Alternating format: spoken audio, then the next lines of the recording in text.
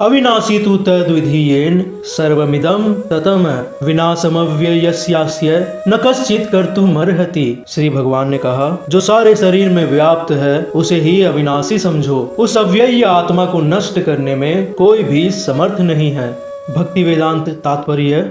इस श्लोक में संपूर्ण शरीर में व्याप्त आत्मा की प्रकृति का अधिक स्पष्ट वर्णन हुआ है। सभी लोग समझते हैं कि जो सारे शरीर में व्याप्त है वह चेतना है। प्रत्येक व्यक्ति को शरीर में किसी अंश या पूरे भाग में सुख दुख का अनुभव होता है, किंतु चेतना की यह व्याप्ति किसी के शरीर तक ही सीमित रहती है। एक शरीर के सुख तथा दुख का बोध दूसरे शरीर को नहीं हो पाता। फलतः प्रत्येक शरीर में व्यष्टि आत्मा है और इस आत्मा की उपस्थिति का लक्षण व्यष्टि चेतना द्वारा परिलक्षित होता है। इस आत्मा को बाल के अग्रभाग के 10,000वें भाग के तुल्य बताया जाता है। श्वेताश्वतर उपनिषद में इसकी पुष्टि हुई है। यदि बाल के अग्रभाग को 100 भागों में विभाजित किया जाए और फिर इनमें से प्रत्येक भाग को 100 भागों में विभाजित किया जाए तो इस तरह के प्रत्येक भाग का माप आत्मा का परिमाप है। इसी प्रकार यही कथन निम्नलिखित श्लोक में मिलता है। आत्मा के परमाणुओं के अनंत कण है जो माप में बाल के अगले भाग अर्थात नोक के 10,000वें भाग के बराबर है। इस प्रकार आत्मा का प्रत्येक कण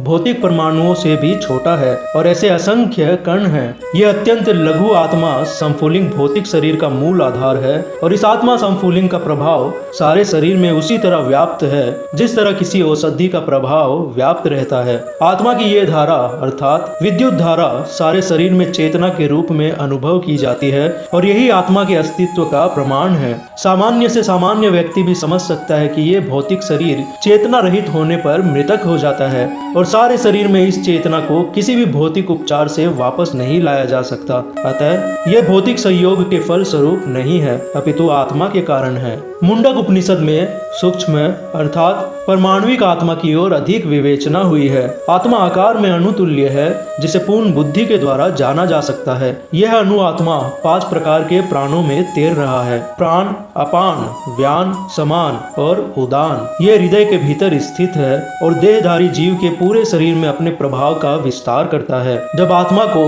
5 वायुओं के कल्मश से शुद्ध कर लिया जाता है तो इसका आध्यात्मिक प्रभाव प्रकट होता है। हठ योग का प्रयोजन विविध आसनों द्वारा उन 5 प्रकार के प्राणों को नियंत्रित करना है जो आत्मा को घेरे हुए है। यह योग किसी भौतिक लाभ के लिए नहीं अपितु भौतिक आकाश के बंधन से अणु आत्मा की मुक्ति के लिए किया जाता है। इस प्रकार अणु आत्मा को सारे वैदिक साहित्य ने स्वीकारा है और प्रत्येक बुद्धिमान व्यक्ति अपने व्यवहारिक अनुभव से इसका प्रत्यक्ष अनुभव करता है। केवल मूर्ख व्यक्ति ही इस अणु आत्मा को सर्वव्यापी विष्णु तत्व के रूप में सोच सकता है। अणु आत्मा का प्रभाव पूरे शरीर में व्याप्त हो सकता है। मुंडक उपनिषद के अनुसार यह अणु आत्मा प्रत्येक जीव के हृदय में स्थित है और चूंकि भौतिक विज्ञानी इस अणु आत्मा को माप सकने में असमर्थ है उसे उनमें से कुछ ये अनुभव करते हैं कि आत्मा है ही नहीं। व्यष्टि आत्मा तो निसंदेह परमात्मा के साथ साथ हृदय में है और इसलिए शारीरिक गतियों की सारी शक्ति शरीर को इसी भाग से उद्भूत है। जो लाल रक्त गण फेफड़ों से ऑक्सीजन ले जाते हैं वे आत्मा से ही शक्ति प्राप्त करते हैं। अतः जब आत्मा इस स्थान से निकल जाता है तो रक्तोपादक फ्यूजन बंद हो जाता है। औषधि विज्ञान लाल रक्त गणों की महत्ता को स्वीकार करते हैं किंतु वह यह निश्चित नहीं कर पाते कि शक्ति का स्तोत्र आत्मा है। जो भी हो